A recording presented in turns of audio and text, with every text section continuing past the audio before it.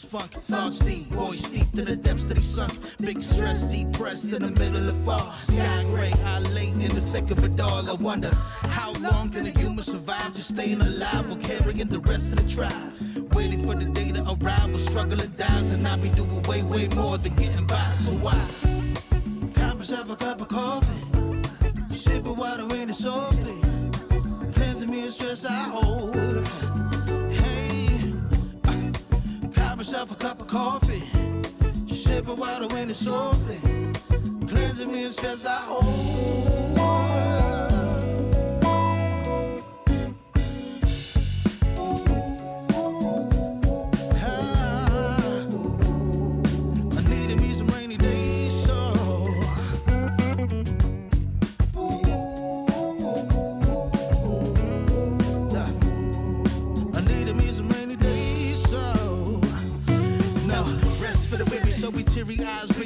Life is so much more than just living a day. Every day I can sit and reflect and breathe and connect to myself and all that I've been given. See, giving up is not an option. So when I'm looking at gray skies, I'll be adopting a new way to deal with a test. Lord, relieve me of stress and bring me looking like what blessings dropping. And so I got myself a cup of coffee, sipping water in it softly, cleansing me of stress I hold.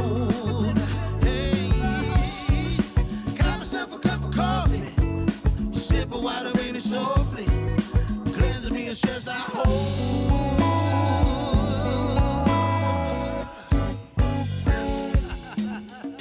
Hey, here we go. Yeah. Let's do this. Y'all ready?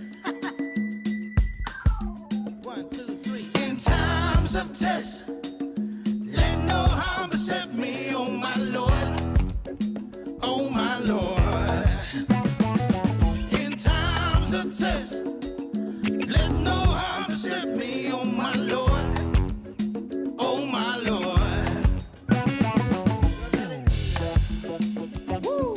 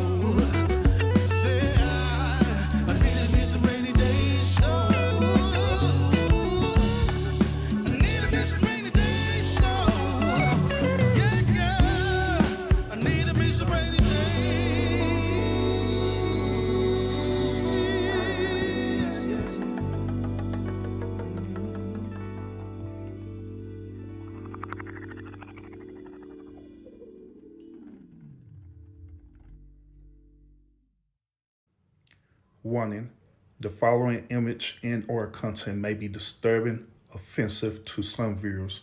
Viewer discretion is strongly advised.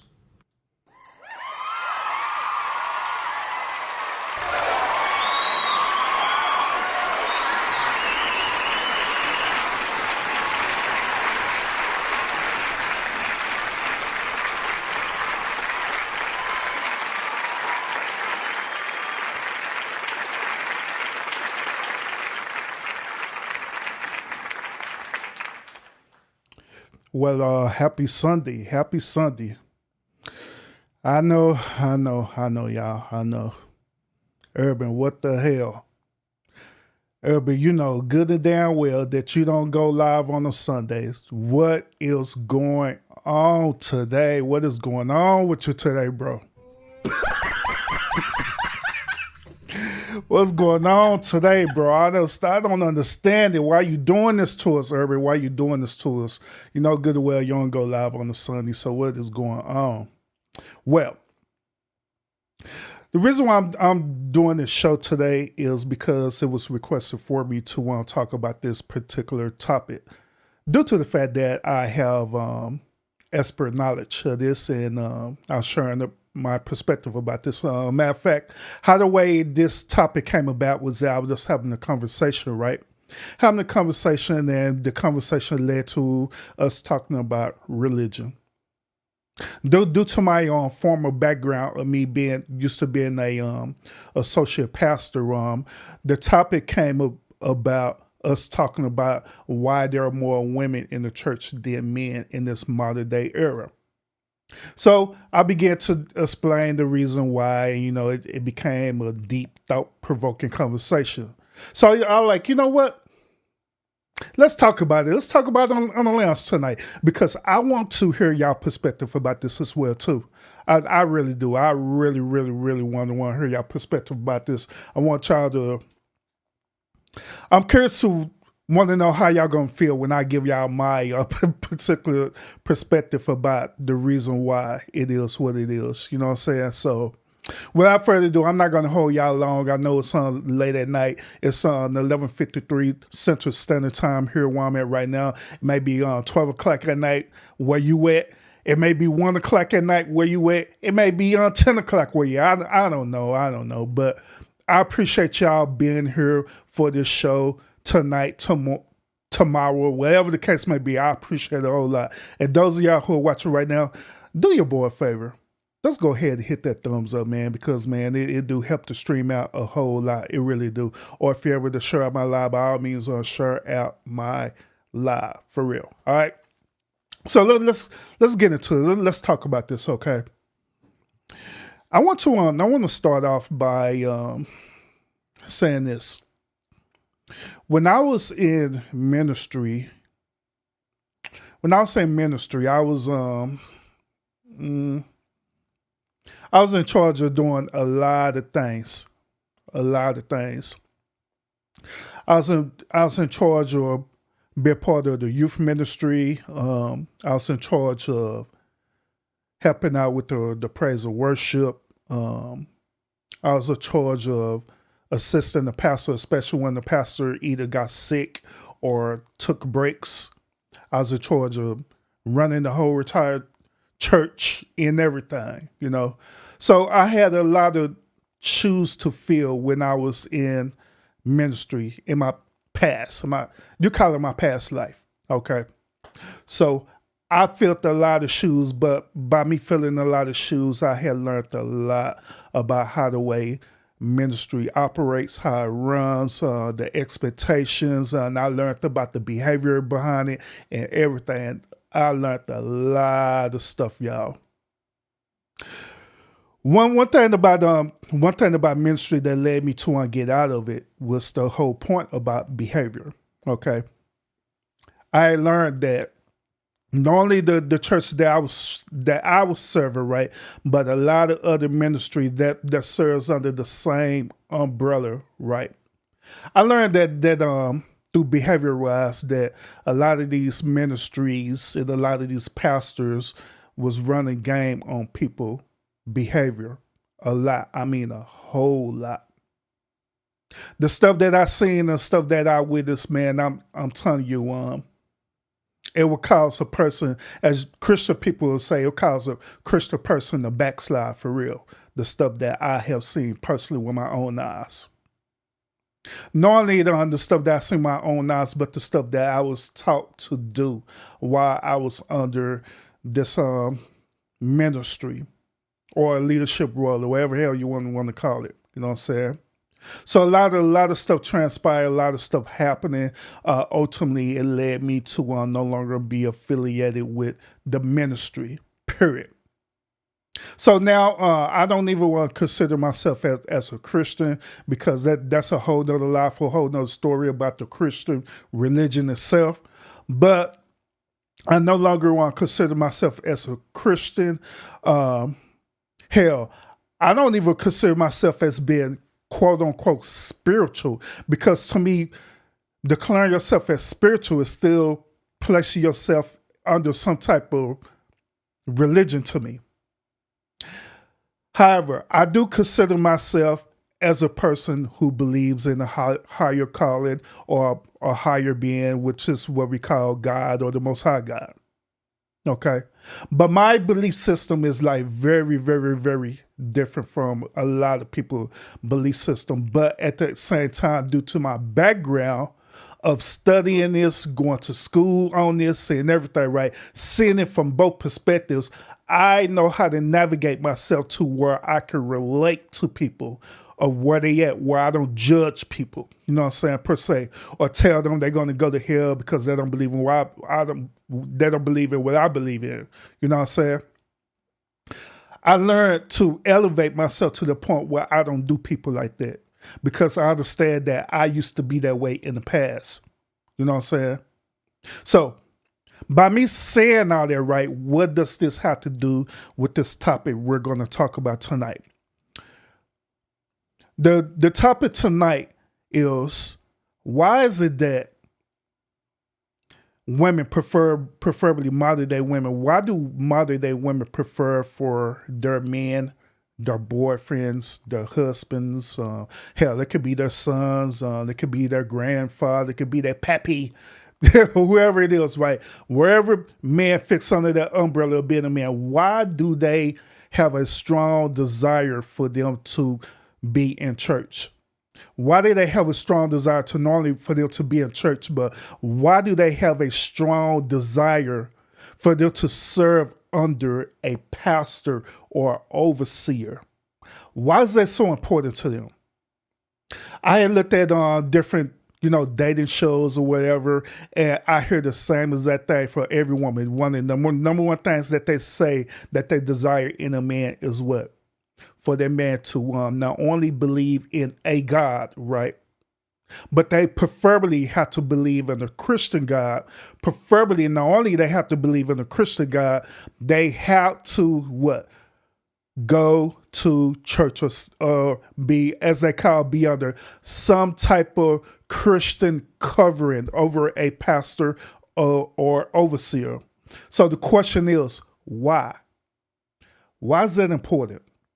Why is that a important attribute when it comes to dating, relating, when it comes to connecting together with your partner or significant other, which I hate the term partner, but in this situation I'm gonna use the term partner.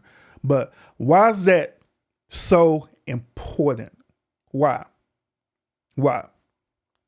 Today on this stream tonight, and I promise you I'm not going to be very long on this, but today on this stream, I'm going to reveal to y'all the absolute truth from my perspective about why it is what it is. Why the modern day women of this time, or it could be modern day women in the past time too, the 80 babies, the 90 babies, you know what I'm saying? It could be even them too, because a lot of them say the same exact thing. So tonight on this show or to this morning, we're going to talk about this. I'm going to reveal to you I am back. Yeah, I just had to wait on it to start up again.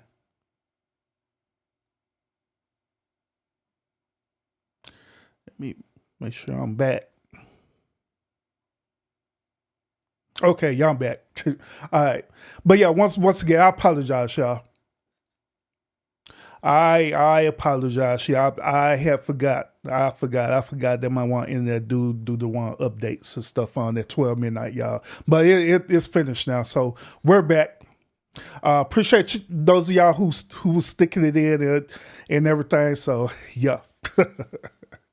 But all right. So let's get back to the topic on hand. So once again, I want to share with y'all the real reason why a lot of modern day women, it may be, and y'all may honestly feel this way too. But let's go and jump into this, okay? You know what? I haven't even did my lower thirds or nothing like this, y'all. So I'm not going to even show my lower thirds. Well, hold up. Let me do it like this. Yeah, because I'm behind schedule. Let's see. Let's do this. All right, so I'm going to remove that and that because I don't feel like typing it all in, y'all. All right, so we're good. We're good. So let's talk about tonight, y'all. Once again, I promise I won't be very long with the stream, but I do want to get this message out to y'all for real, just to give y'all an understanding of why it is what it is. All right. So first of all, remember when I was going to tell y'all in the beginning that there's a pandemic where it's more women in the church than men, right? So let's listen to what this particular pastor had to say about this, okay? 10 million more women than men. 10 million more women than men. And we're telling our daughters, go find a godly man. And they're like, well, where do you go to find a godly man? Well, church ought to be a place. And then they show up and are like, where are all them suckers? There ain't nobody here. They're all dinking around. They aren't in church. But isn't that crazy? Like by 10 million more women in church than men. That's just, it goes completely against Scripture. God has called the men to lead and lead their families, and they should be in church. I don't know what else to say. So let's talk about it. Why do y'all believe that it's more women in church than men? Well, why do y'all believe that is so? Why do y'all believe that that's so? Before we get into that, let me go ahead and announce the chat real quick. I appreciate everybody tuning in to the stream. We do have Blue in the building. Appreciate you tuning in. Got showing up as well. Salute, welcome. Welcome. We got Alice in the building as well too. Thank you. Appreciate you. And everybody else who are watching the stream either in the bushes or you're going to catch the replay of this. Appreciate y'all coming in as well too. Thank y'all so much. Appreciate it. So once again, we're trying to figure out why is it more women in the church than men? Why is this happening? Why is this phenomenon happening? It had to be a logical reasoning to why it is what it is. Even this particular pastor is saying the same exact thing, that he noticed that there's way more women in the church than men. So I asked y'all a question in the chat, or those of y'all who are viewing right now. Why do you believe that it is more women in the church than men? Well, why do you believe that's so? Why do you believe that's so? Well, let me, I'm going to tell y'all the reason why. The real reason why there's more women in the church than men is because a lot of men became fed up to the whole point that they do not want to follow under another man. That's where it boils down to. It's already bad enough if that man is not a CEO. If that man is not an entrepreneur where he owns his own business, it's already bad enough. If he doesn't fit in them type of categories of being a CEO or at least an entrepreneur, guess what that man is doing? He subject himself every day, 40 hours a week, being under the leadership of what? A man.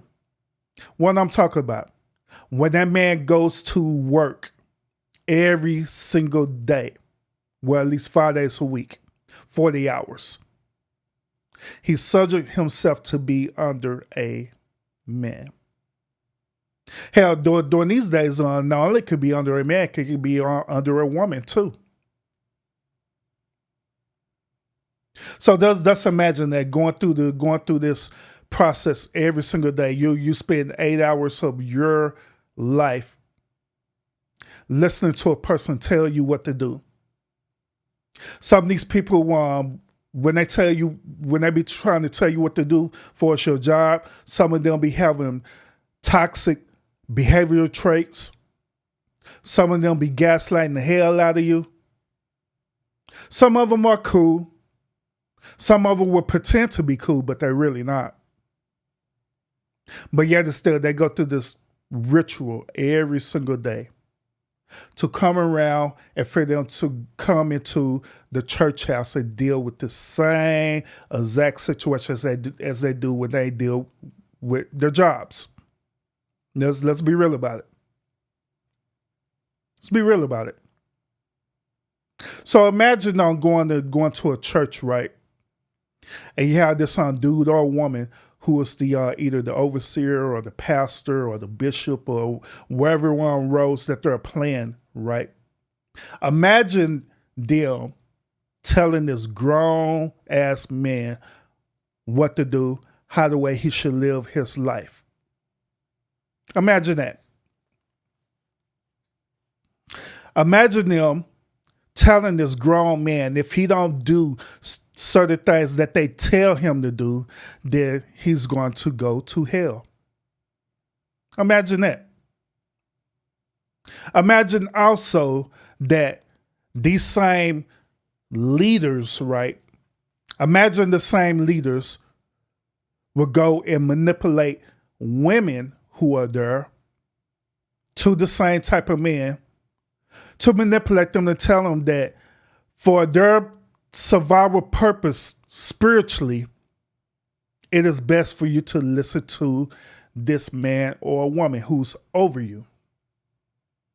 Because they have the best interest for your life and they know more because they went to seminary school, or even furthermore, they have a certain unique connection with God that nobody else has.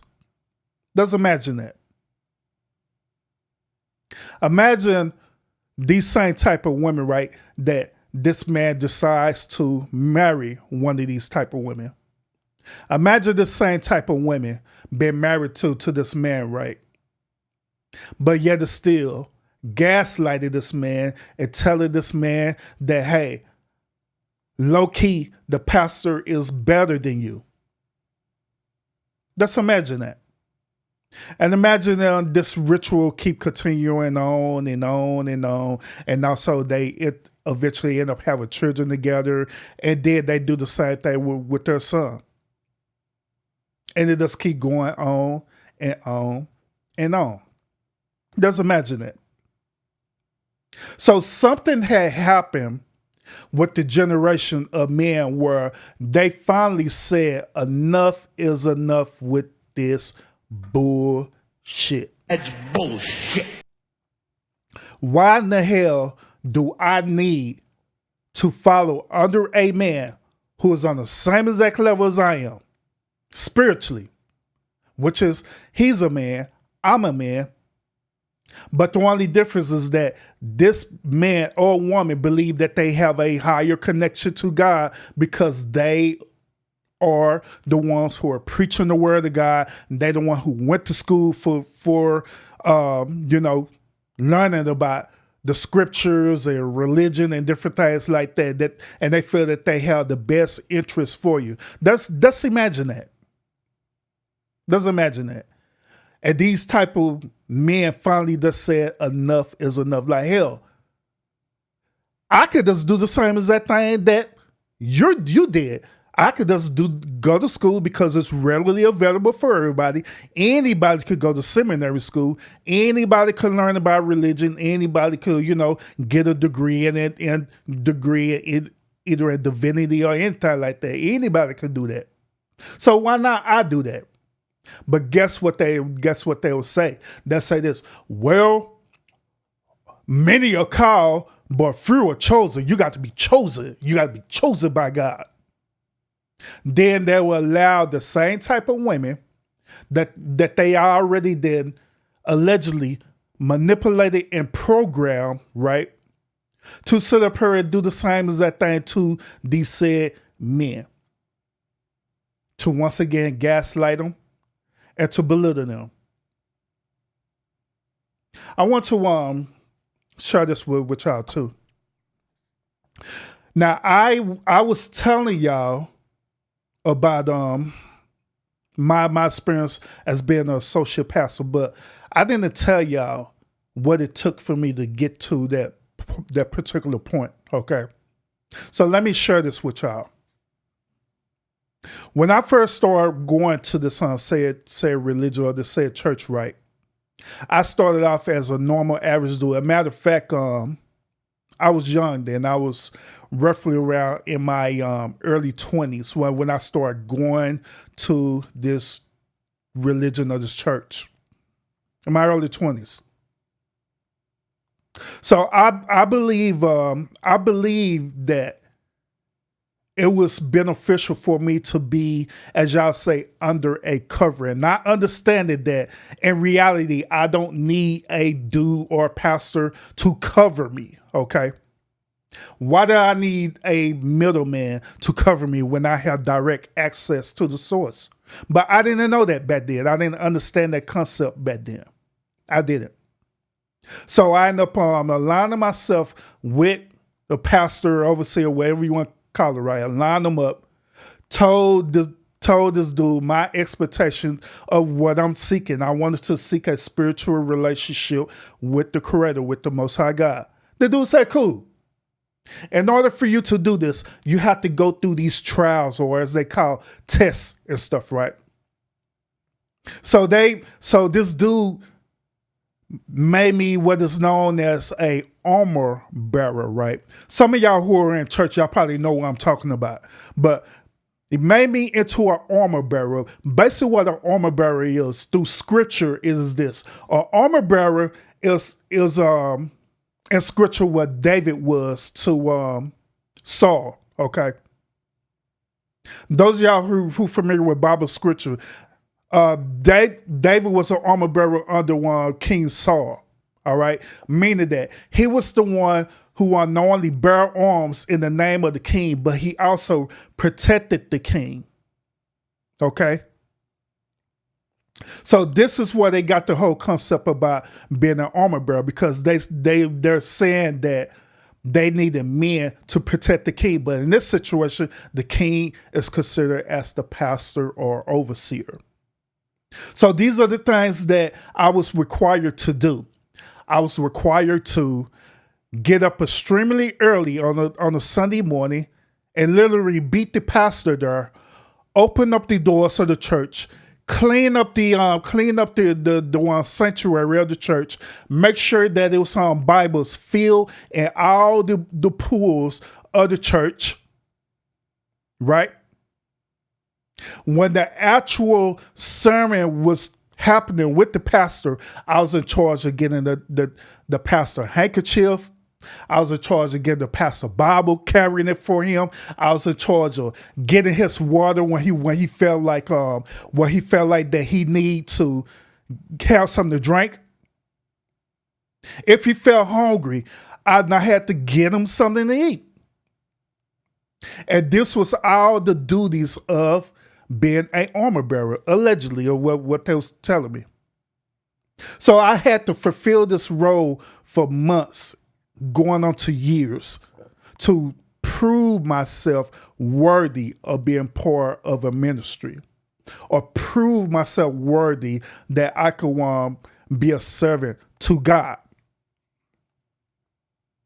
Eventually, when I got through doing that, that's when they had this, I call it a ritual. They had this ritual, right, where the pastor end up on calling his other pastors, and his other pastor end up calling his other pastor, right? And there was this ritual, right, where I had to stand before them, and they call it examining me, right? Where I had to stand before them and they examine me. And how the way they examined me was by asking me several questions about the Bible. There's asked me several questions about, do I believe in the Bible? Do I believe in Christianity? Where do I stand with serving, you know what I'm saying, the pastor of the church? All these different type of questions. That's what they was examining me on. Now, it was similar to going on an interview, okay? Going on an interview. A matter of fact, those of y'all who are familiar with doing panel interviews, it was very similar to that. Where these men was literally grilling me. And I had to answer in a certain type of way to prove that I'm worthy to receiving the title to graduate from being an armor bearer into becoming a minister. So eventually I ended up proving myself worthy of that. They gathered around me. They laid the other one pastors, they laid their hands around me and stuff, right? Wow, my actual pastor, right? He laid his hand on my head and they began to pray over me. And within the prayer, they began to speak the tongues.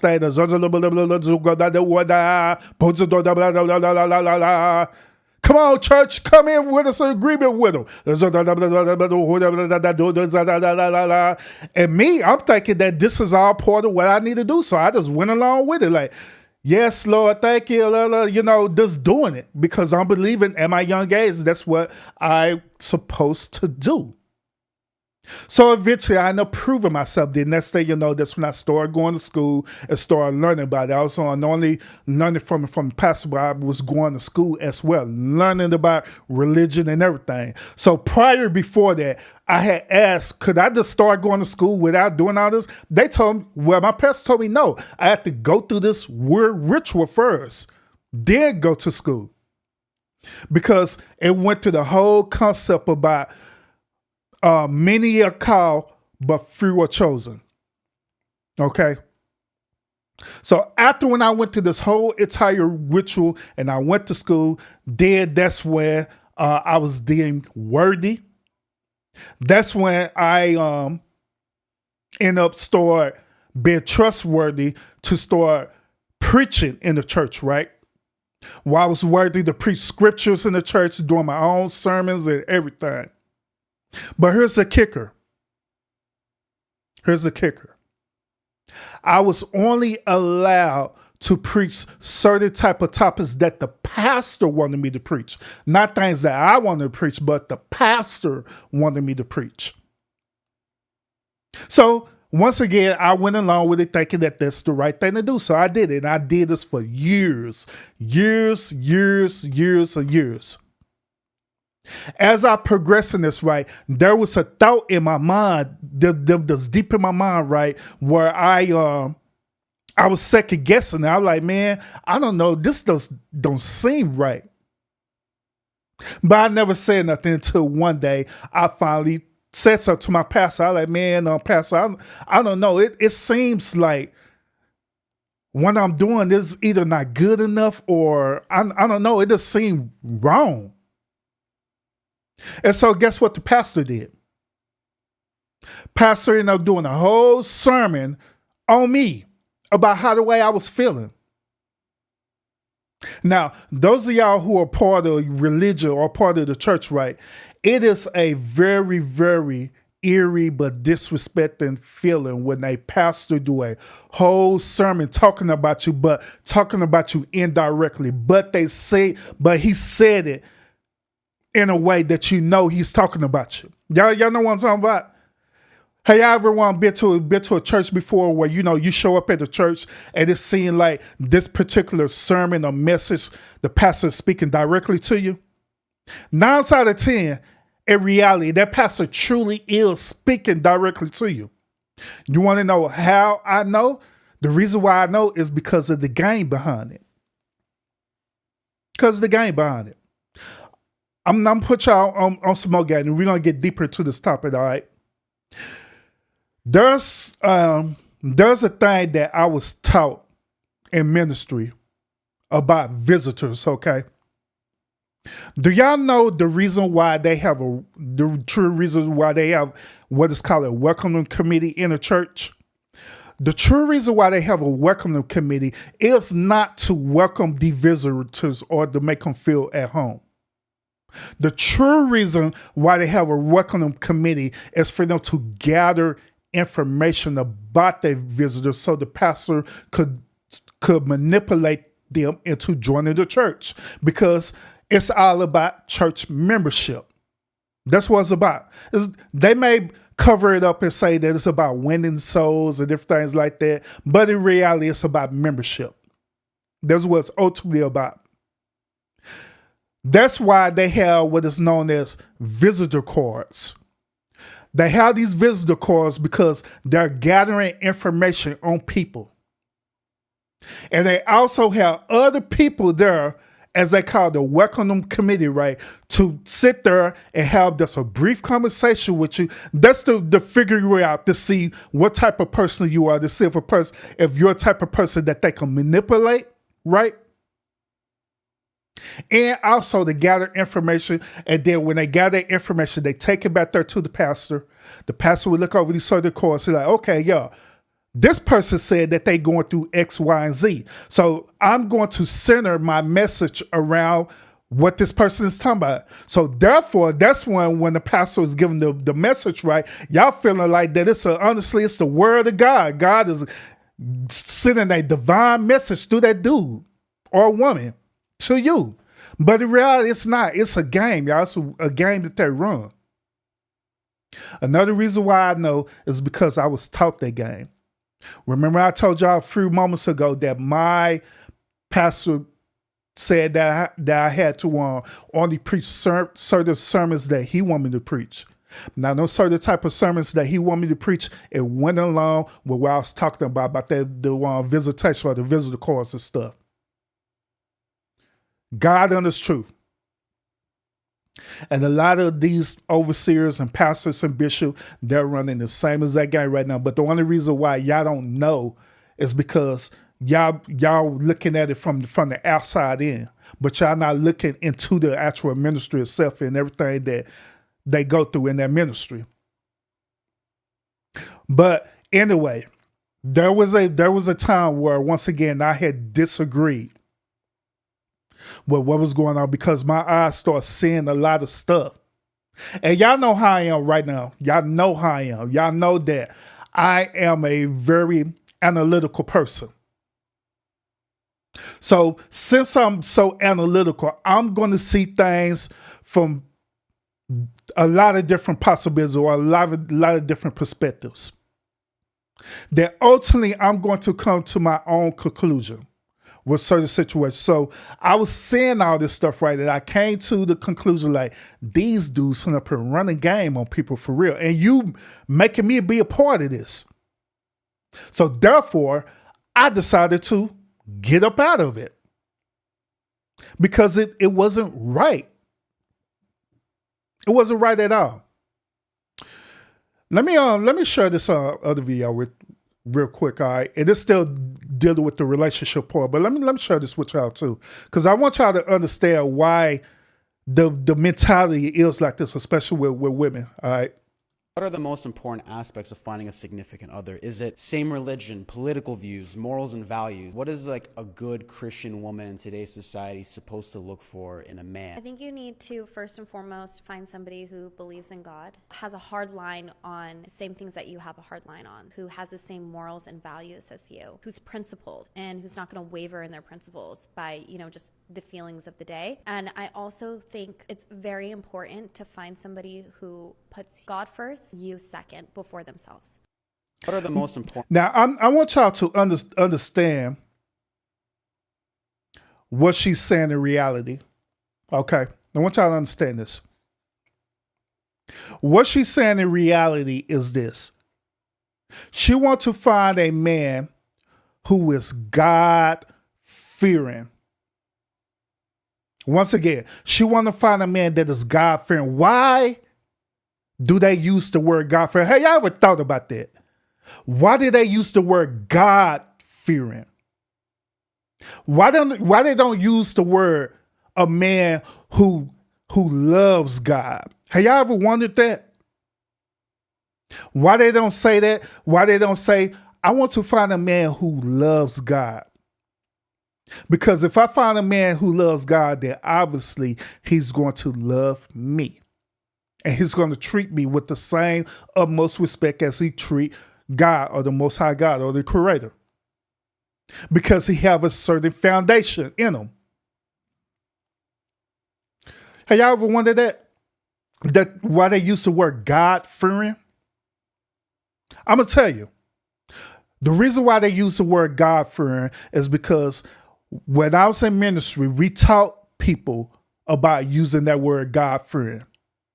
Using the word God-fearing is a manipulation tactic to subject to people to be under control of something, or as y'all say, to be under a covering under something. The term God-fearing means this. It means that you as a human being is so incompetent that you cannot control yourself. So you need a higher force to control you. And the only way this type of force could control you is by instilling fear into you. Not love, not trust, not understanding, but fear to bring you into control. Fear is also another word translated into what? Submission. This is the reason why these women is saying that. See, these women, they don't understand that when they say the stuff like that, in reality, they're looking for a man to be under submission.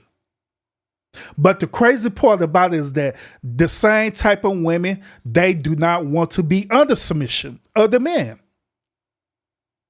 They don't. When it comes to the point about submission, even when the Bible itself says that a woman should be subject under submission to her husband, even when it says that, women still don't want to be under submission. But they want that man to be under submission. The reason why is because of that pastor. One thing that the one pastor do with that Bible scripture, and both these Bible scriptures I'm talking about, it's in Ephesians and in Galatians. One thing about these pastors overseers do is that they'll sit up here and manipulate the word submission. They'll manipulate that word submission into thinking that the word submission means to be love, that you love that person and you just doing things because you love that person. That is the way how they'll translate it to the women. But when it comes to the men, no, submission means exactly what it means, that you're subject to somebody under fear. So these type of women, they want this dude to be subject to somebody under fear for the whole submission part, for the simple fact that they can be manipulated into the way they want men to be. This is the reason why a lot of men had awakening to the truth of the church, because they found out that these dudes and these women is set up here pimping them, that they set up here manipulating them. That's the reason why. That it being, as y'all say, a great falling away from the church, especially with men, and it being a more increase with women. Because the same type of one, preachers and teachers and stuff like that, they send up here manipulating these women, manipulating them to try to get these men into church so they could do the same as that thing that I experienced, which is to manipulate and control them. Ladies, this is also the reason why you see a decrease in the actual masculinity of men.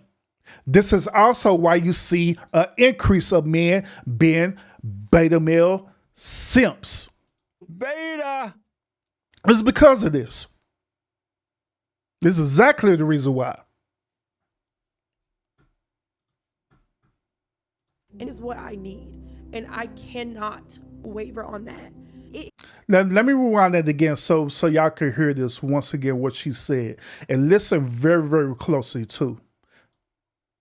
And so when it comes to my non-negotiable, of course, like I'm not talking about a relationship with the Lord. I'm talking about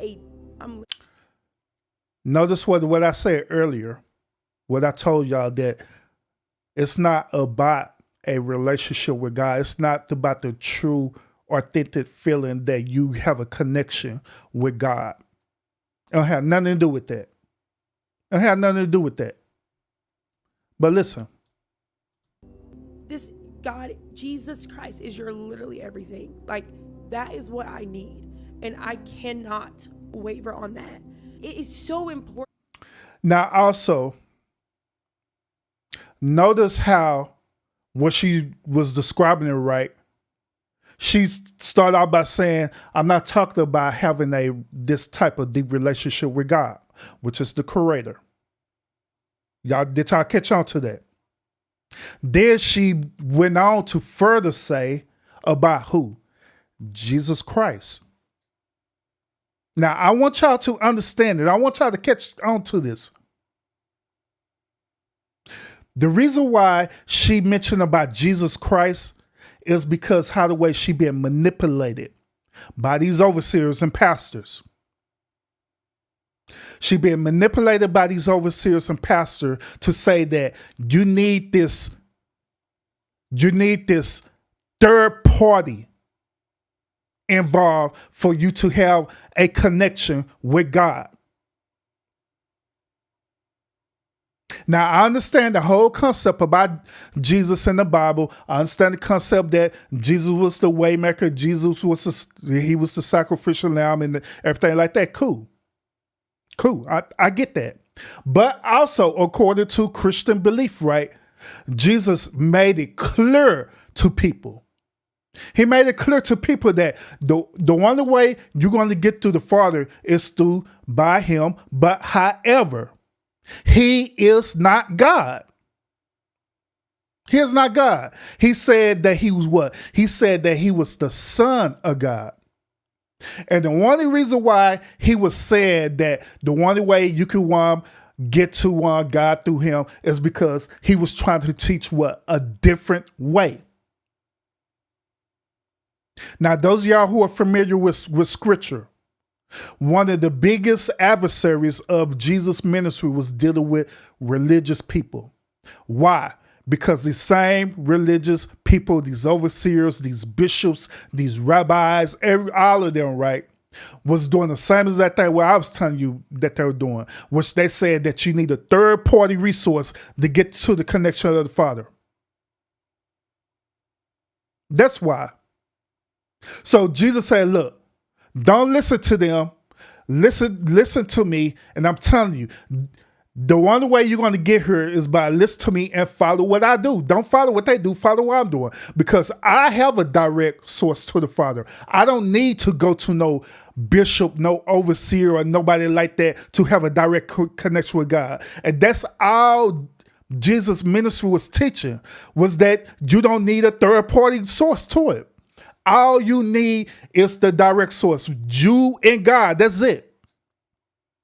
You don't have to do no type of rituals or anything like that to be connected with God. That was the whole point why he was saying what he was saying. But later on down the line, after when Jesus was crucified and he passed away and all that stuff, right? Guess what them same religious resumed doing? They resumed once again, set up and manipulated people, telling people that they need a third party. And how did they do it? By introducing Jesus. It wasn't Jesus who said that, but it was them who put Jesus as the third party. And then on top of that, they had the audacity to put themselves also as a third party. Hey, you got to go through me because I'm the one who preaching about Jesus. Then you have to go through Jesus. Then finally you go through the Father. That's the reason why she's saying what she's saying. Instead of having a direct connection with God, she's sitting up here now saying Jesus. You have to be with Jesus. Because he has to lead your household. And you has to be with. And at the very end, she's saying the same exact thing that I'm validating to y'all right now about that connection, about that manipulation and everything. Same exact thing.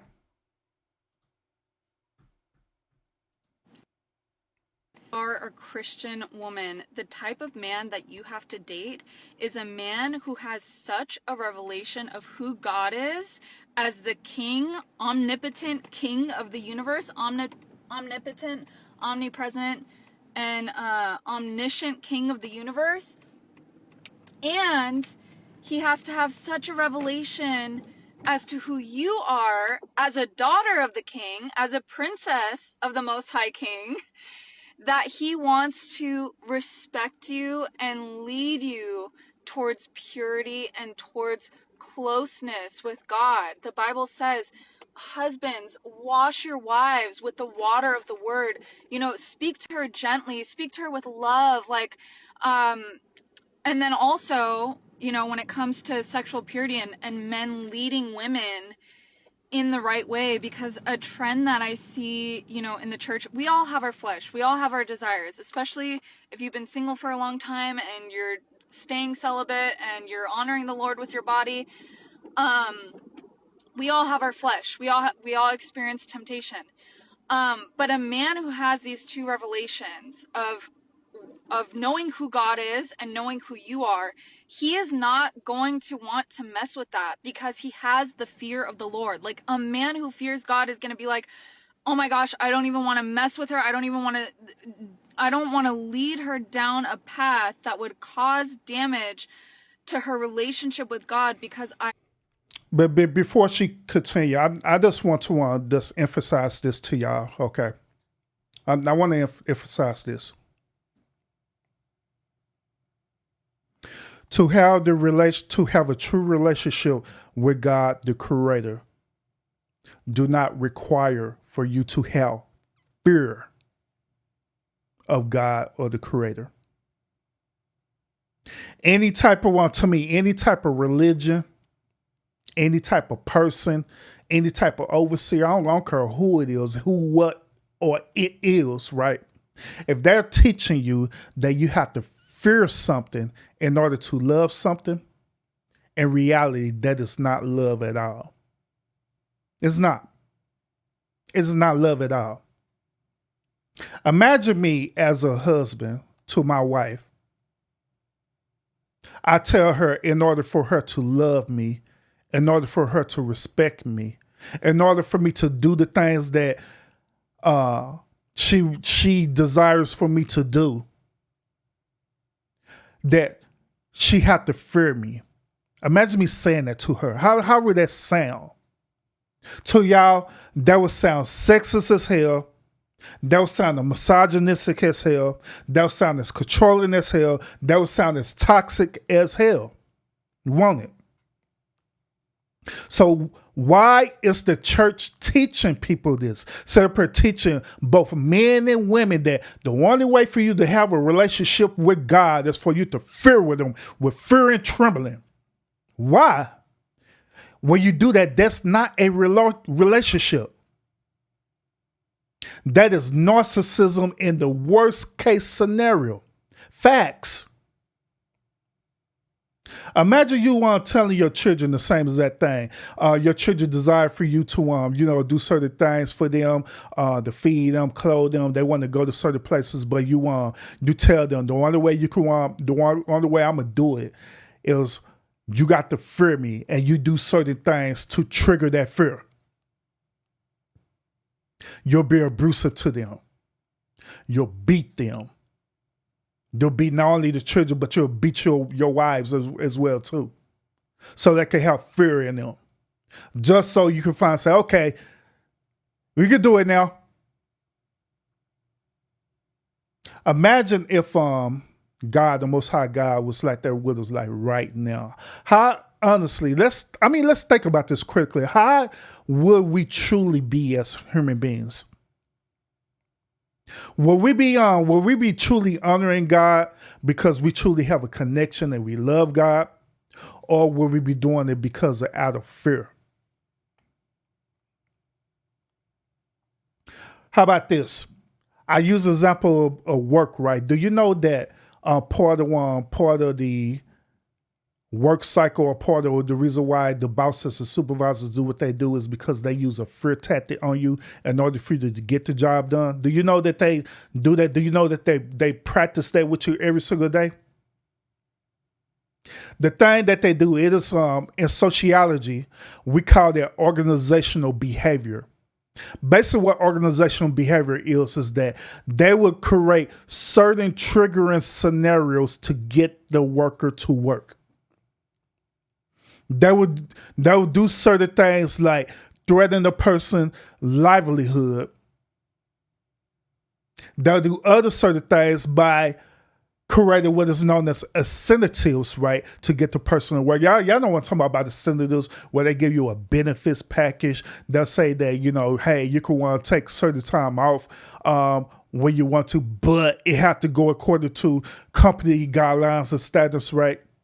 Y'all know what I'm talking about, right? They'll occasionally give you a pizza party, right, because you did good. And they'll do that every once in a while, but not all the time. Some companies will give you a $25 gift card. But notice what I'm saying, that they will give you the bare minimum. They'll give you bare minimum. So once again, with that analogy, imagine if God was the same exact way with us. Give us that bare minimum. I'm going to give y'all the bare minimum. The bare minimum I'm going to give you is that I'm going to allow you to live. That's the bare minimum. I'm going to allow you to live. That's it. That's it. Maybe every now and then I probably throw a little blessing to you where, you know, you probably find $100 on the ground. You know what I'm saying? Probably find $100 on the ground. Or every now and then I probably manipulate somebody else to come out of nowhere and just bless you. But imagine God doing it to us. To be honest with you, it's going to come to a point where people are going to start realizing the pattern of the behavior. It's going to come a point in time where people are going to just start saying enough is enough and they tired of the bullshit.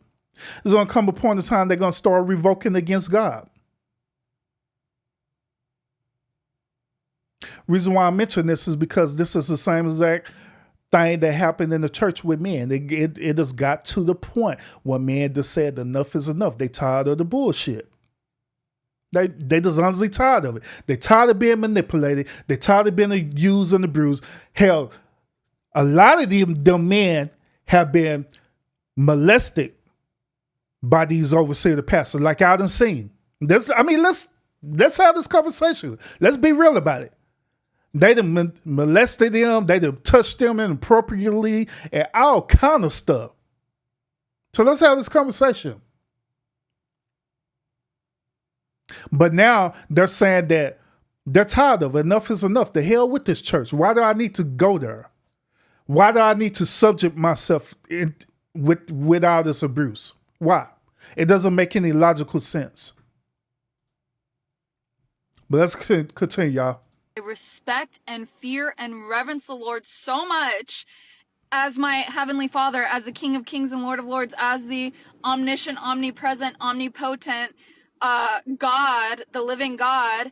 And I respect her so much as a daughter of the King that I dare not even damage her relationship with God. And there's And another thing that I want y'all to realize is this. Notice that everything she's saying, it's not about having that divine connection with each other, with God, her husband, which is the man. You know what I'm saying?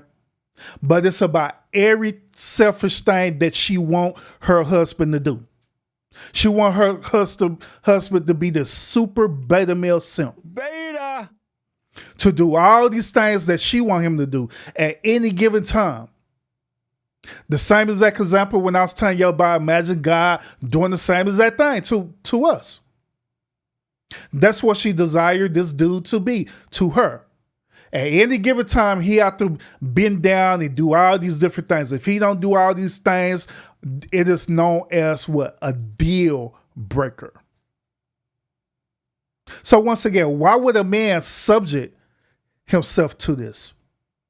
Knowing good and well. Then on top of that, he's not getting nothing out of this. He's not getting no peace out of this. He's not getting nothing out of this. So why would he subject himself to something like this? Actually, a scripture that I wanted to share.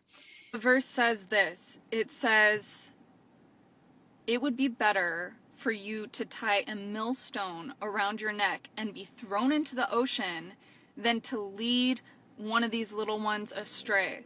Like, that is serious. Like, it is literally saying it would be better for you to tie like a huge rock and throw yourself into the ocean than to lead somebody else astray in their faith. Like, that is serious. Like, God is serious about this. And so I hope that this just inspires you, if you are a woman of God, to not allow, ungodly treatment from men, not allow yourself to become entangled physically or emotionally or spiritually with men who don't have this fear and reverence of the Lord and don't have this respect for you as a daughter of the Most High King. And also, if you are a man, I want to call you up and help you to know that the severity and the importance, like how important it is to God that you help lead your sisters in Christ towards sexual purity and not away from it, that you help lead them closer to the Lord and not further away from him, that you would be the kind of man of God that would inspire women to want to get to know the Lord better and not be deterred by wanting to know the Lord more just because of your actions. So it's serious, and I just wanted to share that. A trend that I see a lot of times in the church is that because women so badly want to be loved or they want to meet their husband, like, they will make compromises, or I've seen them make compromises, myself included, because they think to themselves, oh, this guy could be my husband. Oh, this guy. And then sometimes some men are just flat out manipulative, even in the church, where they kind of like dangle that, if you saw my video on manipulation, and they're like, yeah, I could totally see us getting married. And then once they get what they want, they're like, no, like, I never said that, or I don't want that, or I'm not ready for that. And so, it's just a trend that I've seen where women are giving more than what they should give to men who are not their husbands. And then, men willingly receiving it, or even, dangling the idea of marriage in order to get what they, like, there's that saying, women will give love, or women will give sex to get love, but men will often give love to get sex. And now, a lot of this part, I can understand where she's coming from, and I could agree with her on it. I can agree on her that there are a lot of men out there who are manipulative. Absolutely. Absolutely it is. There are men out there who are normally manipulative. They are toxic. There are men out there who are very narcissistic, and I'm talking about the MPD narcissism. You know what I'm saying? That there are. Absolutely it is. Absolutely it is. But the thing about it is that these are the same type of men who they want to be a part of a church or a religion. These men are already still messed up as it is, and you want them to join a religion or a church, right? And allow either a man or, God forbid, a woman to manipulate these dudes into being the way that you want them to be.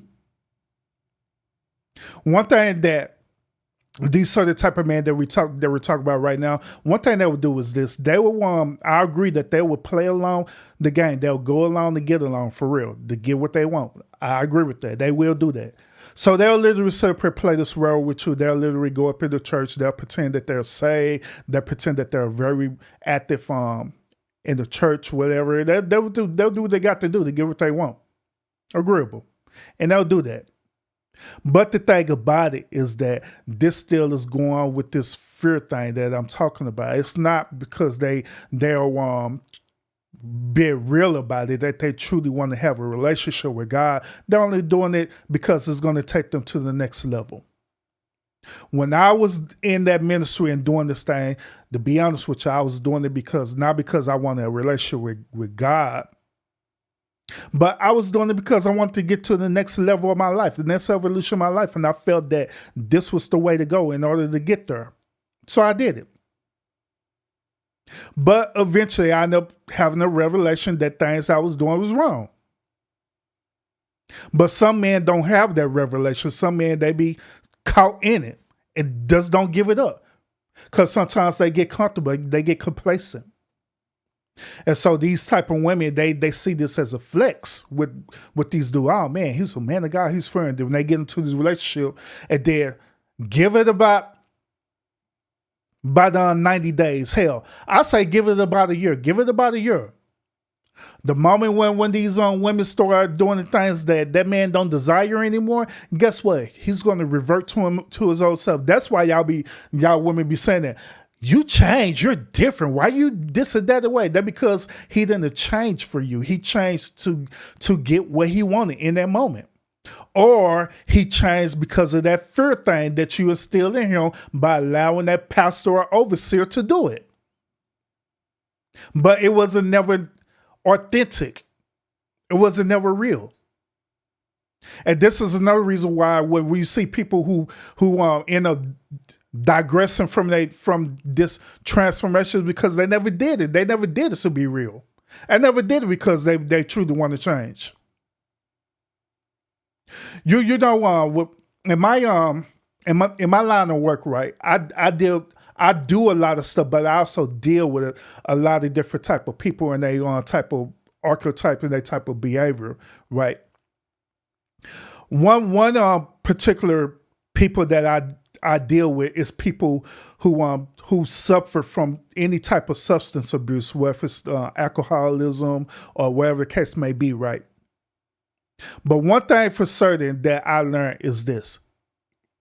When it comes down to it, a person would do whatever it takes for them to change and get out of a situation. Facts.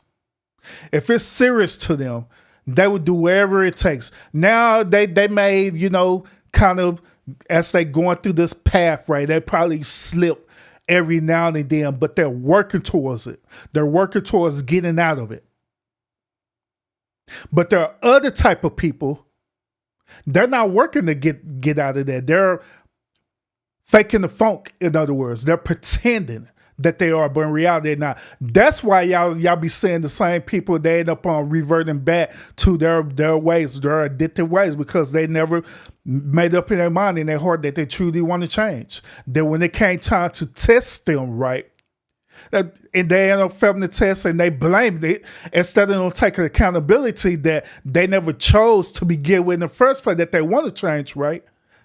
They want to blame it on the test. Well, it's the test's fault. It was the test that resorted me back to being a certain type of way. Same thing in relationships. We sit up here, do these certain things, but you wholeheartedly ain't doing it for the correct reasons. Then you end up reverting back. Same concept about men being cheaters or women being cheaters, right? If you truly don't want to be a cheater no more, you'll do everything possible to not be a cheater anymore. Period. You will totally and absolutely transform yourself into the person that you need to be, so you'll never again would be in that situation. But however, there are others who will sit up here, fake the funk, and say that they want to do that, right? But in reality, their heart is not in it at all, period. It's not. So it can be manipulative on both ends, because even Christian women can try to seduce a man thinking, oh, well, he's going to want to marry me if I seduce him. And it's like, no, like that is not how you should be operating out. In fact, that's a Jezebel spirit. If you think that you're going to get your man by showing off how sexy you are, like obviously, and again, we all want to feel sexy. We all want to feel attractive. We all want to feel beautiful. But if you think that manipulating him into a relationship with you or into commitment with you through your body is the way, It is not the way, my friend. And he's going to value you for the wrong things. He's going to value you for your body instead of your heart and mind and your spirit and your soul. And he's also going to resent you for I guess kind of coercing him or seducing him into a relationship with you when that's not really what he wanted. So I mean, facts. I agree with that too. One thing I want to let y'all ladies know this, and I know y'all probably not going to agree with me at all on this, but ladies, y'all are designed in a way to be master manipulators. Okay, y'all designed that way. God has designed y'all in a way to be master manipulators. He designed y'all by how the way you speak to us, which is real softly in most cases, unless you want them ghetto ratchet chicks. But that's neither here nor there. And y'all also do it through the way of y'all body. It's a reason why God designed y'all the way that he did. Women are master manipulators through being soft with us or speaking soft to us, speaking them little subtle words to us that would get us to do certain things, right? And y'all manipulate us through your bodies. This is the reason why we always say that women are hypergamous, is because of that reason. Because one of the biggest things that women bring to the table is their bodies. It does what it is. And I honestly believe that we need to stop this. We need to stop, especially with us as men. We need to stop making women feel that since they're using their bodies to, do what they do with us, that is an ultimate sin, that is totally wrong. No, that is part of their divine nature to be that way. And it's time for us to stop doing that to them. And it's time for us to accept it for what it is. There are times where if that woman truly love you, like genuinely love you, and she's not love you because she just trying to get something, that just only get something out of you, there are many times where that woman would manipulate a man into literally saving his life, for real. She'll do certain type of manipulative tactics of literally saving that man's life without he even realized that until after the fact. Till after the fact. So it is part of a woman to be master manipulators.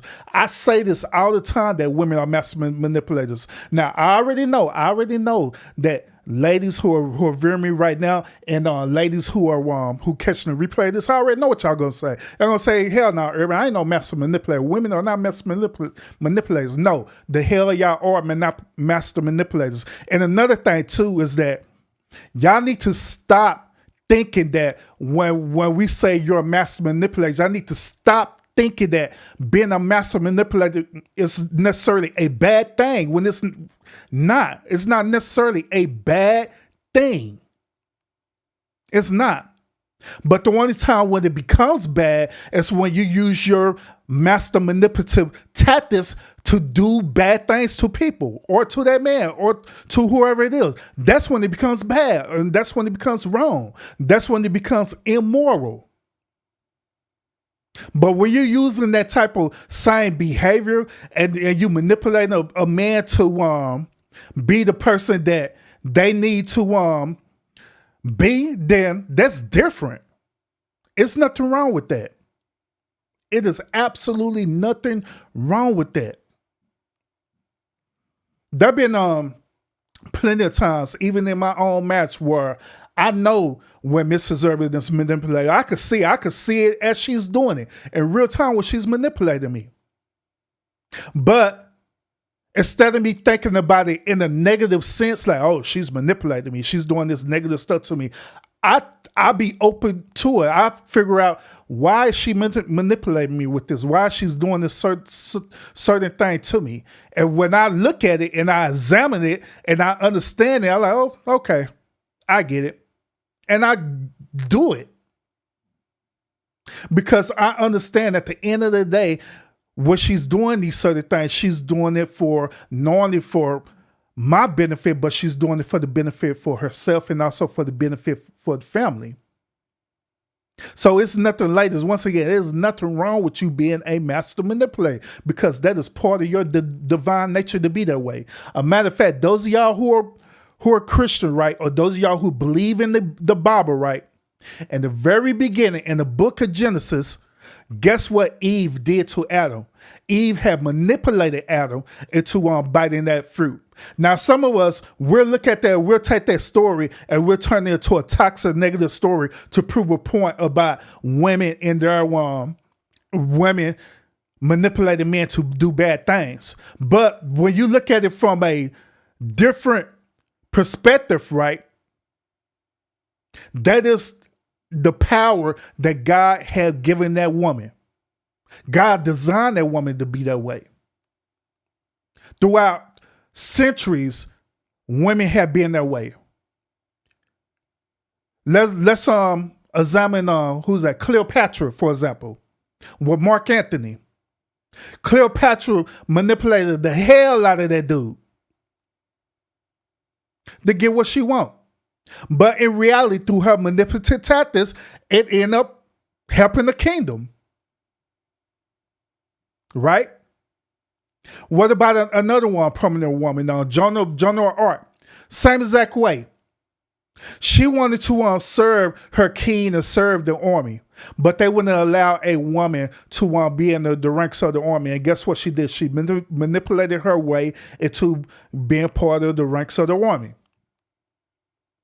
In the book of Esther, when Esther seen that things was happening to her people, right, and she wanted to find a way to help her people, guess what she did? She manipulated her way all the way up to the king. She manipulated her way to the point where she ended up being chosen to be a queen. And right after she became the queen, what did she do? She manipulated her husband, which is the king, to call off an order attack on her people by Mordecai. And that's a scripture. So there are a lot of situations where women manipulate men, it necessarily is not a bad thing. And that's the point that I'm trying to prove to y'all today, that when I'm saying this, it's not necessarily a bad thing, unless you that type of woman who is using your manipulative tactics in a bad, negative, toxic way to get what you want, then yeah, it is wrong. It is absolutely wrong. It is absolutely wrong. I'm just saying. I want to bring this up real quick on, and I believe this young lady hits the nail on the coffin about how the way it is in the church. Let's listen to what she got to say. Fake ass motherfucking pastors. A lot of you bitches right now are single because of your fucking pastor. You say nigga, you kept running your mouth to your nigga and shit, keep telling him what pastor said. Bitch, fuck your motherfucking pastor. You bitch, you're not even smart enough to understand what a nigga trying to fuck too. What she's saying is very true. Is very true. Sometimes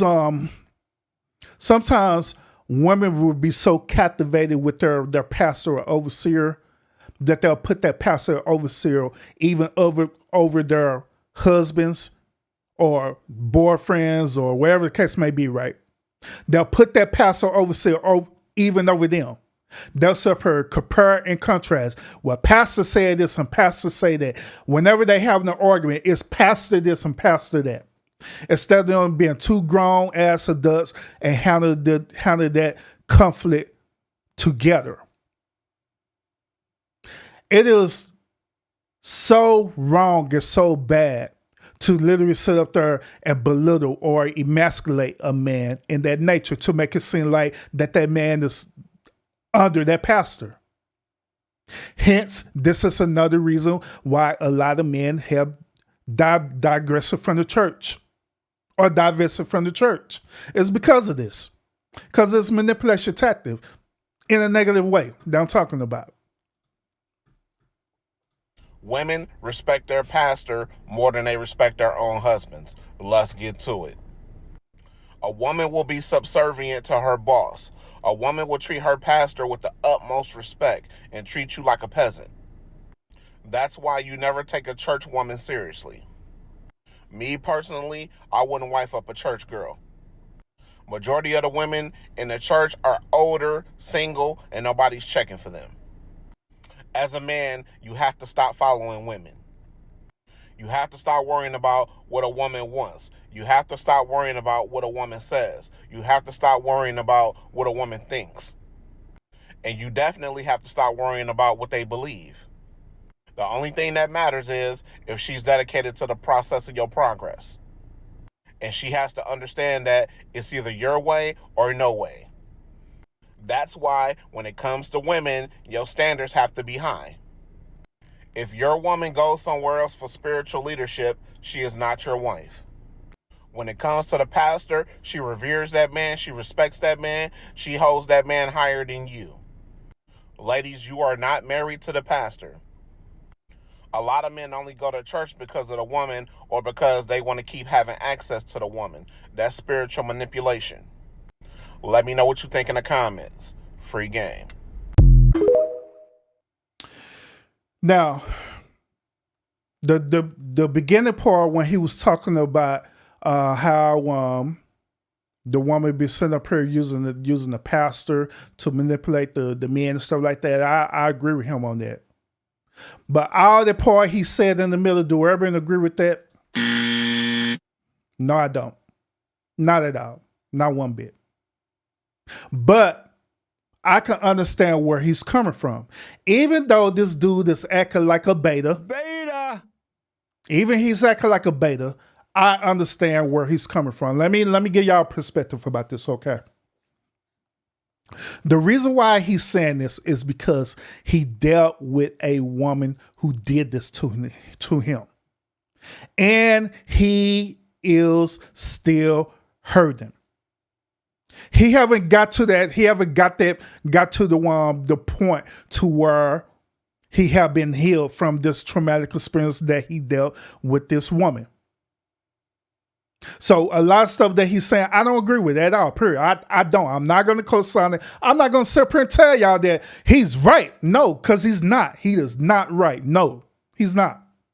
I don't agree with him saying that a woman have to listen to a man, period. Because hell, I'm a man and I know I do stuff wrong. I know I don't get it right all the time. I know I don't. I know I missed the ball. That is why it's important for us to have a woman in our life to let us see things in a different perspective. That's why I made a whole speech to y'all earlier about women being master manipulators. Because hell, fellas, let's be real about it. Us men, we are analytical. We're analytical and we're very logical, okay? But let's be real about it. Sometimes we could be over logical, if that's even the word. Sometimes we could be over logical for our damn good. That's why it's important for that woman, when she's a good woman, that's why it's important for her to be in your life where she can balance that out for you, where won't be over logical. Like let's give an example. Like you trying to y'all going somewhere, y'all driving somewhere, right? And you want to go a certain place, but she done learned that it was a better route for you to go that's way easier. But you want to take the long ass way because that's what you're used to. That's what you're accustomed of doing, right? But she see a better way, a simpler way, a more efficient way. So it's better for you to listen to that woman instead of saying, no, my way or the highway. Your way or the highway could lead y'all to destruction. Hell, that long path that you want to take, you probably end up meeting up with an 18-wheeler and bam, both of y'all gone. Because you sitting up here being over logical, and not only that, you letting your ego take in the place of common sense, which she have in that moment. So that's why I'm saying that earlier, that it is nothing wrong for that woman to be the master manipulator. Hell, that woman, there's another thing that women say that they have, which I believe, is that they say that they have female intuition. That they're very intuitive.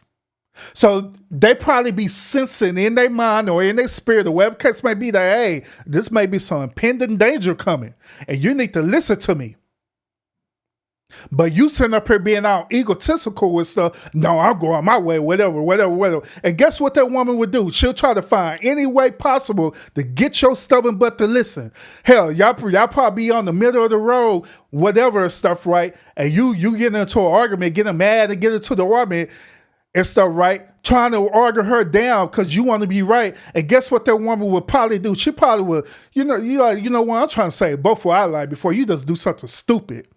And guess what she'll probably do? She'll probably unzip your pants and pull your pee out and start sucking your thing just to get you to manipulate you, to get to you to stop. Say I'm lying, ladies. Say I'm lying. They'll do whatever it takes to manipulate you to see the truth. Was it wrong for her to do that? No. It's not. But I'm just saying. Let's listen to my boy, Dr. Umar. Some stuff I don't agree with Dr. Umar, but I believe that he was on point on this one. Let's hear it. The black church caters to the Facts, absolutely fact. He nailed that.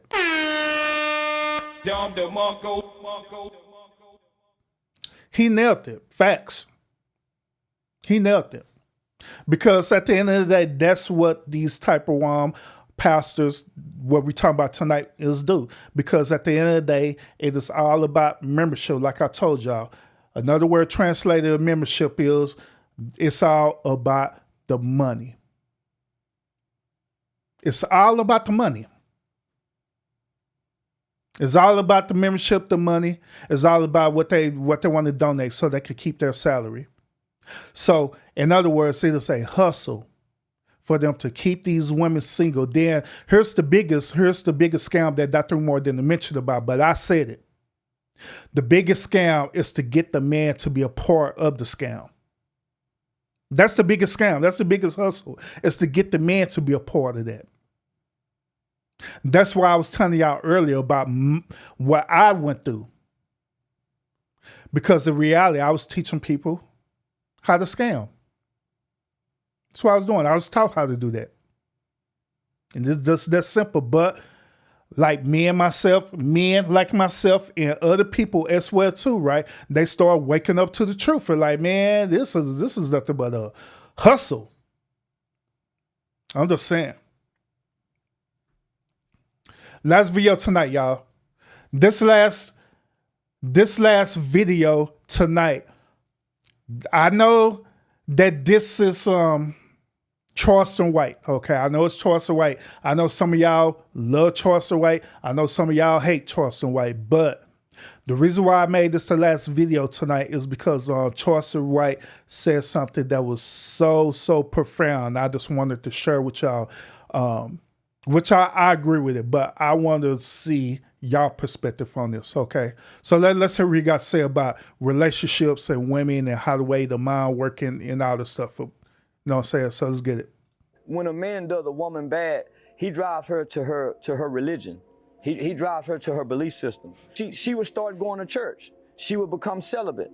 She would stop having interaction with other men. So normally when a woman gets done wrong, she don't run to men for healing. So when you get done wrong, you don't run to do wrong, you run to do right. Meaning when a woman gets her heart broken, she goes and fixes her heart. So she don't involve herself with other men. She don't take time getting back at the man because she got to fix her. Yeah, of course. We already know a man's going to be a man. And what do men typically do? Break a woman's heart. That's been traditional. So why are we trying to change this? So the woman never got worse because she got her heart broken. She always gotten better because she's been done wrong. And the man always sees the woman gets better and realize I fucked up and realize I messed up and something changes about him so he don't do this. So normally the woman keeps elevating and makes the man elevate, even though he's wrong. Now, the reason why I want to share this with y'all is that I'm gonna make it as simple as possible what Charleston is saying. He's simply saying this. He's saying that sometimes that women will go through a certain process or a certain journey to elevate herself into the place that she needs to be at. It's like being part of the great circle of life where certain things happen to certain people and it triggers a certain type of resort behind it. In this particular sense, that type of resort is triggering a positive resort behind it every single time. A woman getting in a relationship with a man. This man may be toxic, narcissistic, he may be even abusive, whatever the case may be, right? But she ended up surviving that relationship, right? And guess what? Right after she escaped and survived that relationship, guess what she's doing? She's redefining herself. She's becoming a better version of herself. Now, she's doing this not because she's trying to look for a man to replace what she previously has lost, but she's doing it to elevate herself because now she's going on this particular spiritual path or journey of evolution. Also, she's doing this because she don't want to no longer be caught up in that particular situation no more. She wants to learn the errors from her way. And by her doing that, she just so happened to end up meeting another man. This other man maybe had went through the same exact process that she did. He probably went through an abusive relationship as well. He probably went through the same process of getting out of that abusive relationship, escaping. He started learning about the errors of his ways and stuff, and he started evolving. And next thing you know, they one day end up meeting each other. They meet each other, and it starts a whole nother one cycle where now they're both elevating each other. And guess what? They start teaching their children and their loved ones the same as that type of evolution. Then guess what? The cycle starts back over again with another man and another woman end up being in these type of relationships, and they learn the errors of their way, and it keeps cycling on and on again. That's what Charles White is talking about.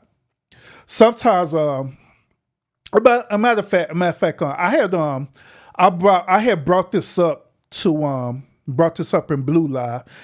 I brought this up in Blue Live talking about why do God make bad things happen to good people, or why do God make bad things happen to innocent people? Right. And I didn't expound on it, nothing like that. I was just curious to see what she was going to say about it. And I was curious to what the chat was going to say about it. But tonight I'm going to expound on this. Okay. If y'all don't mind, that this will be it. We'll be done. This is why I believe why God allow bad things to happen to innocent or good people. I believe that things happen the way it is because it need to happen, because just as it's as much good in this world, there is so much evil in this world as well too. Okay. I believe that things need to balance itself out. All right. No matter how horrific that it happens, things have to balance itself out. For every bad and horrific thing that happened, what ended up being created? Knowledge, wisdom, understanding, where others would take it as an opportunity for growth and learning, right? But some won't take it for growth and learning. Some will take it as a traumatic experience and won't even learn from it at all, period. Once again, that deals with that cycle where it keeps going and going over and over and over again through generations and generations and generations. Some of us will learn and get it, and we'll start moving a certain type of way. We'll start taking care of ourselves a certain type of way. We'll try to do our very best to not be in certain situations where it will put us in harm's way, while others be like, fuck it. They just want to live life. And they end up living their life and they end up being in a situation that they shouldn't be in. But here they are. One or two things end up happening. They end up surviving it to tell the tale, or they end up dying from it. But that cycle keeps going on and on and on. Now, if you want to ask Urban why God make it that way, to be honest with you, I don't have the answer to that because I honestly do not know. I honestly do not know why God made it that way. Because God could very easily make everything good, just as same as God can make everything bad. Just as easily, God can make everything nothing. Nothing good, nothing bad, nothing. But just like I say, I don't know. I don't have the answer to that. I honestly do not know. I don't. But what I learned to do is always accept what I tell y'all every single time on my streams. Is always to consider the possibility thereof. That's all we can do as human beings, is to consider the possibility thereof. And when we consider the possibility thereof, it will help us to make choices. Sometimes our choices will be great choices. Sometimes it will be bad choices. But that is the whole point about the human experience. And yes, our choices do impact everybody's lives, whether it's good or bad. It do. That's why it's important for us to rationalize what we do. But I know not all of us is going to do that. Which that's still part of the circle, part of the process. So yeah. But at the end of the day, y'all, how I truly feel about women going to church, women being part of these said ministries and stuff, right? I also believe that there are two things that is true. Two things that is absolutely true. The first thing is that I believe that there are women who are going to church for the true intentions of getting their life together and getting themselves right and being the best version of themselves.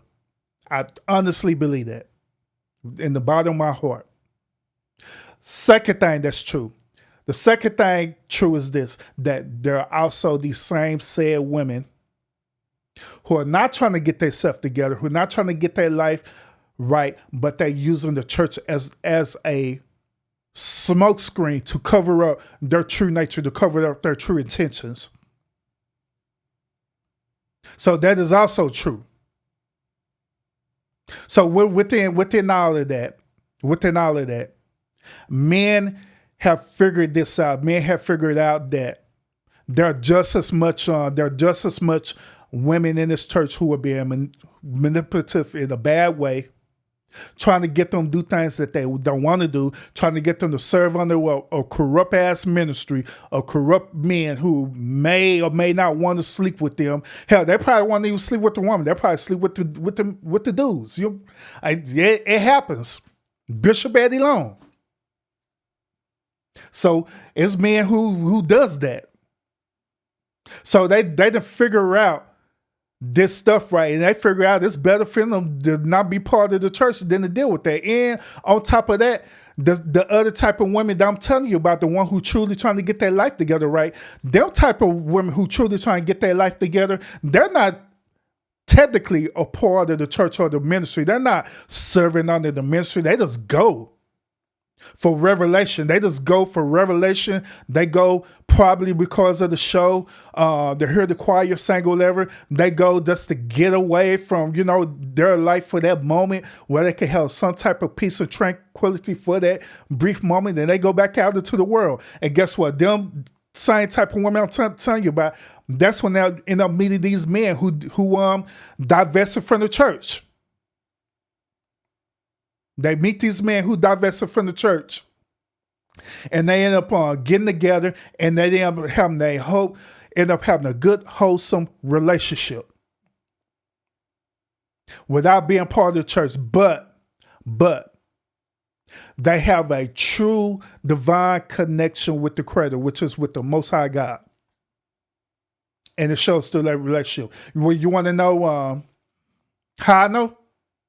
It's because this is exactly how the way the relationship is between me and Mrs. Urban. We don't go to church. Well, I take that back. Every now and then, once a year, Mrs. Urban, she do want to go to a church on Easter Sunday, because the only reason why she want to do that is because that does family tradition. That is it. But other than that, we don't go to church. We don't go to church at all, period. We don't go to church other than that one time, once a year. That's it.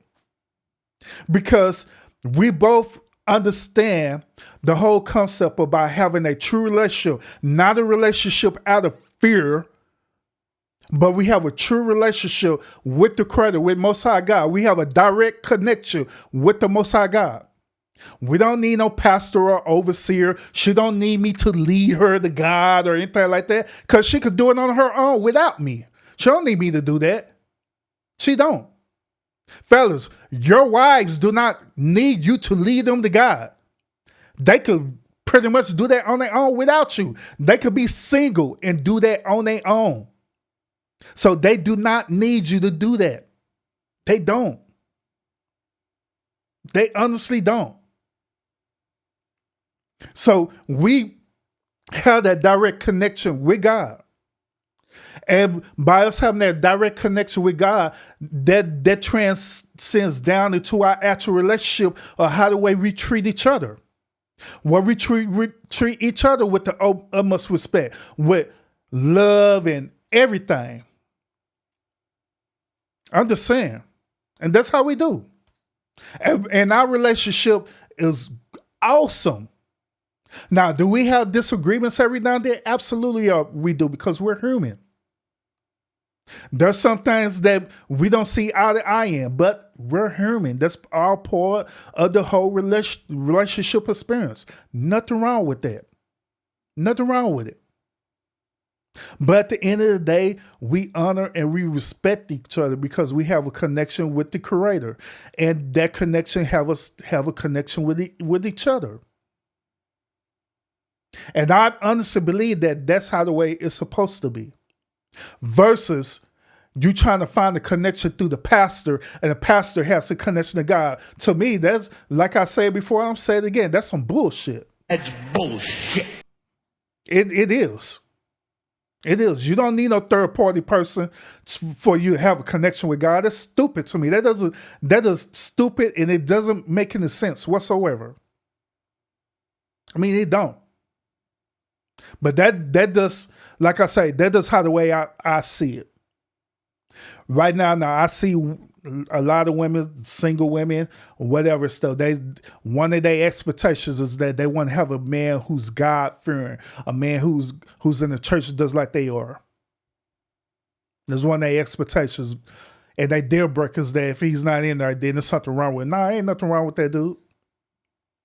You just don't want to put up with the bullshit. There's nothing wrong with that dude at all. You know what's also interesting is that a lot of men, they number one requirement isn't that they want women to have a God-fearing relationship with God, or hell, even they number one requirement ain't that they want a woman to go to church. Do y'all know the number one requirement of a man? We say it all the time. Our number one requirement is that we just want peace and respect from you. That's it. That's all we want. And sex. That's it. Peace, respect, and sex. That's it. That's all we want. Simple.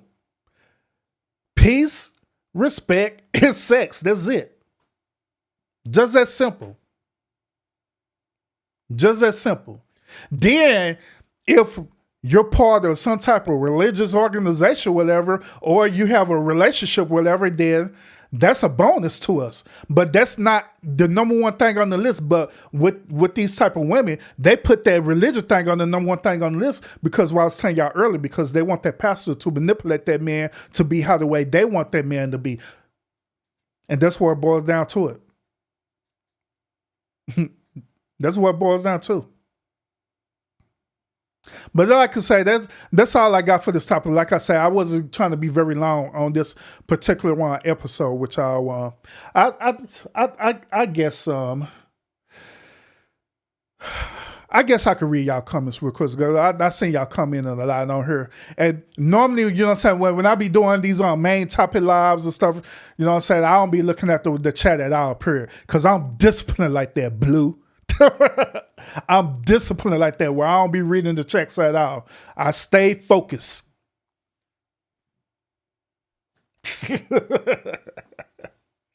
I stay focused with the topic. But yeah, do I want to read him? No, I'm not gonna read y'all chat. I'm gonna read it after the stream. I'm not read it after the fact. I read y'all stuff after the stream, and I'm gonna address y'all. I'll address y'all like that because I don't feel like reading it back tonight, y'all. I honestly don't. I honestly do not. But I appreciate everybody who tuned in to this podcast. Just like I say, I'm just giving y'all a different perspective on this. I'm not saying that y'all have to agree with what I'm talking about. I'm not saying that at all. Matter of fact, I never tell people that because I know this particular topic. I know in this particular topic that I was extremely one-sided on this conversation versus how other times where I be balanced with it, where I consider both possibilities. But in this particular thing now, I'm strictly one-sided. I'm strictly arguing you the point that I believe in this particular thing. And I believe that that it's good for a person to be that way. One way that, I'm sticking strictly to what I believe in, not wavering on it. Then other times you come back. You just be open to different possibilities. Yeah, I'm just saying, but yeah. So I mean, I get it. Like I said, I know some of y'all may agree with me, y'all may disagree with me, and that is fine. It is okay. I'm not gonna penalize y'all. I'm not gonna make y'all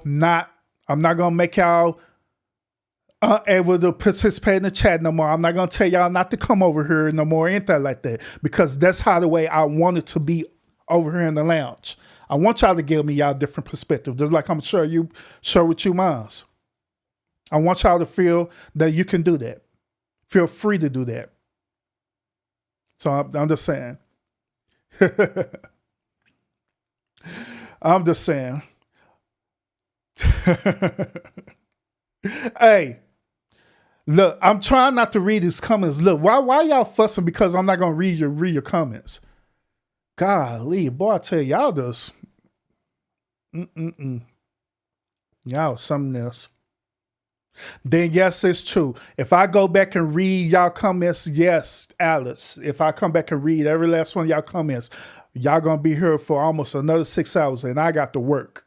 I got a job. I already told you I got 2 jobs I work. I gotta go back to the main job tomorrow. So the hell with y'all. Leave me the hell alone. We'll do it again.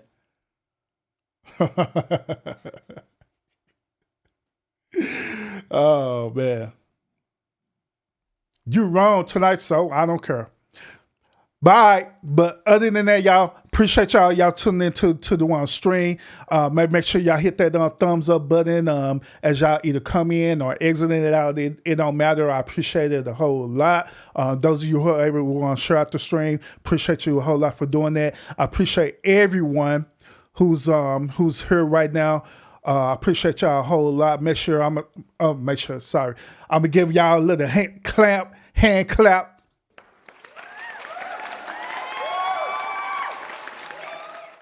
Give y'all a little hand clap, make y'all feel all special and warm and bubbly inside. And other than that, y'all, we're going to call it a night. Appreciate y'all. Appreciate everyone. Blue, Alice, show enough all my moderators who are here watching or in the bushes. Appreciate y'all a whole lot, like always. Vons, appreciate you showing up as well, too. And everybody else who put up to Abril, I see you as well, too. And everybody else who I didn't mention. If I didn't mention you, I'm not being funny. But appreciate y'all a whole lot. So, appreciate y'all. I will see y'all again on the next episode because I do got some really, really, really good topics that I need to cover with y'all. A matter of fact, we're going to probably tomorrow. I guess tomorrow, I'm gonna do a stream. We're gonna talk about the dude that I was talking to y'all about. Was it Friday, y'all? The dude that I was talking to y'all about Friday from the Pop a Balloon thing, right? We're gonna talk about him again because we got some new revelations on this dude about this dude scamming people and this dude X girlfriend and all kind of stuff. This dude trying to mold women into being sex slave, all kind of stuff. So we're gonna talk about that. Hopefully tomorrow night we're gonna talk about that on the next podcast. All right. So make sure y'all have the notifications set. And also later on during the week we are going to do a review on the latest episode of the Papa Balloon to Find Love. All right. So appreciate y'all. Y'all want, like I always, be blessed. And I will see y'all again on the next episode. Thank y'all so much. Peace out.